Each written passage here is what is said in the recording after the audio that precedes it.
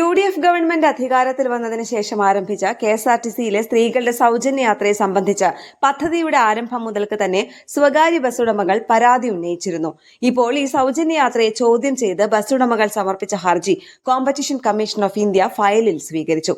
ഹൈക്കോടതിയിൽ ഒരു സ്വകാര്യ വ്യക്തി ഇതിനു മുമ്പ് ഹർജി നൽകിയിരുന്നു. എന്നാൽ ഹൈക്കോടതി ഇത് തള്ളി. KSRTC ബസ്സുകളുടെ കുത്തക തടയുക എന്നതാണ് ഹർജിയിൽ ആവശ്യപ്പെടുന്നത്. നിലവിലെ സ്ഥിതിയിൽ സൗജന്യ യാത്ര തുടർന്നാൽ KSRTC ബസ്സുകളുടെ കുത്തകയ്ക്ക് അത് വഴിവെക്കുമെന്നും അത് തടയാനാണ് 2002 കോമ്പറ്റീഷൻ ആക്ട് പ്രകാരം CCI സ്ഥാപിച്ചതെന്നും അതിനാൽ ഹർജി പരിഗണിക്കണമെന്നും സ്വകാര്യ ബസ്സുടമകളുടെ ഹർജിയിൽ പറയുന്നു. ഇത് നിയമ പോരാട്ടത്തിലേക്കാണ് വഴിതെളിയിക്കുന്നത്. ന്യൂസ് ഡെസ്ക് കേരള പ്രണാമം.